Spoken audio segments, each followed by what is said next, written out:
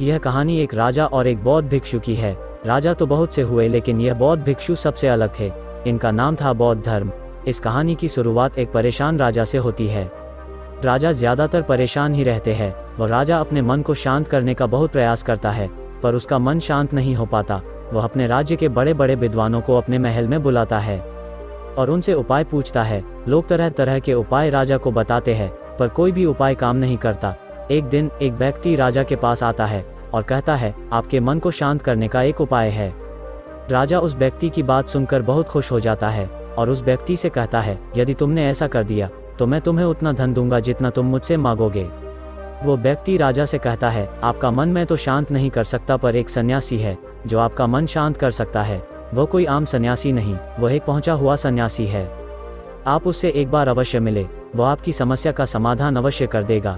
राजा उस व्यक्ति से कहते हैं, कहाँ मिलेगा मुझे यह सन्यासी? वह व्यक्ति राजा से कहता है, यहाँ से कुछ दूर जंगल में उसकी एक छोटी सी कुटिया है।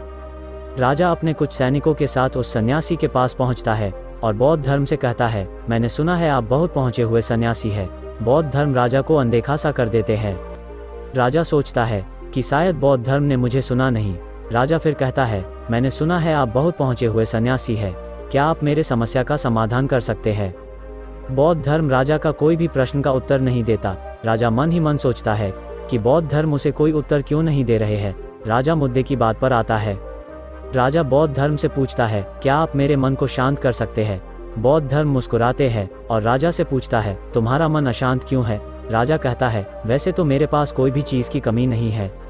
धन मेरे पास इतना है जिसका मुझे खुद अंदाजा नहीं। सभी सुख सुविधाएं हैं, लोगों के मन में मेरे लिए आदर है। मैंने बहुत सारे दान पुण्य भी किए हैं, पर बस एक चीज की कमी है, मेरे अंदर। मेरा मन अशांत रहता है। यदि यह कभी कभी शांत हो भी जाता है तो यह फिर से अशांत हो जाता है।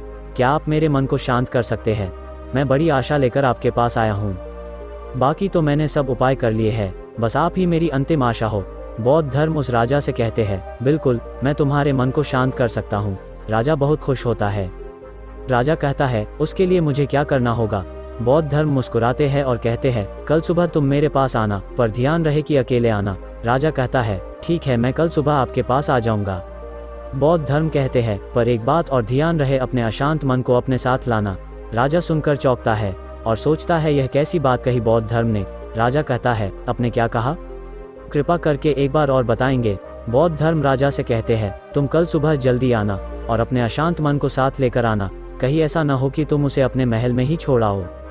राजा सोचता है कि यह व्यक्ति कोई पागल तो नहीं, पर क्योंकि अब राजा के पास कोई विकल्प भी नहीं है, इसलिए वह सोचता है कि एक बार प्रयास कर ही लेना चाहिए।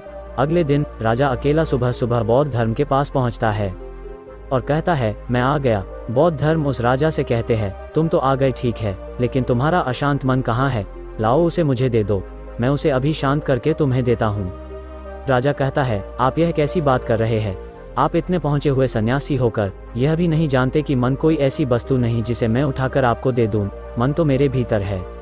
बौद्ध धर्म उस राजा से कहते हैं, ठीक है, बैठ जाओ और अपनी आंखें बंद करके उस अशांत मन को अपने भीतर खोजो। राजा अपनी आंखें बंद करके उस अशांत मन को अपने भीतर खोजने का प्रयास करता है। बहुत देर आंख बंद करके बैठे रहने के बाद बौद्ध धर्म राजा के कंधे पर हाथ रखते हैं और कहते हैं, आंख खोलो। राजा अपनी आंखें खोलता है। बौद्ध धर्म उस राजा से पूछते हैं, क्या तुम्हें तुम्हारा अशांत मन मिला? राजा कहता है, नहीं। बौद्ध धर्म राजा से कहते हैं, कोई बात नहीं, अब तुम कल प्रयास करना, आज के लिए इतनी खोज पर्याप्त थी। राजा अपने महल चला जाता है। अगले दिन सुबह राजा फिर बौद्ध धर्म के पास आता है और वैसा ही करता है जैसे कल बौद्ध धर्म ने बताया था। राजा बैठ जाता है और अपनी आंखें बंद कर लेता है और अपने उस अशांत मन को अपने भीतर ढूंढने का प्रयास करता है। बहुत देर तक राजा बैठा रहा। बौद्ध धर्म फिर से राजा के कंधे पर हाथ रखते हैं और कहते हैं, क्या तुम्हें तुम्हारा अशांत मन मिला? राजा बड़ी शांत आवाज में बौद्ध धर्म से कहता है, नहीं। बौद्ध धर्म राजा से कहते हैं, कोई बात नहीं, आज के लिए इतना ही पर्याप्त है, अब तुम कल आना। अगले दिन सुबह राजा फिर बौद्ध धर्म के पास आया और वैसा ही करता है जैसे पूरे 2 दिन से कर रहा था। राजा बैठता है और अपनी आंखें बंद करता है और अपने उस अशांत मन को ढूंढने का प्रयास करता है। इस बार बौद्ध धर्म राजा के कंधे पर हाथ रखकर उसकी आंखें नहीं खुलवाते। राजा बस अपनी आंखों को बंद करके बैठा रहता है।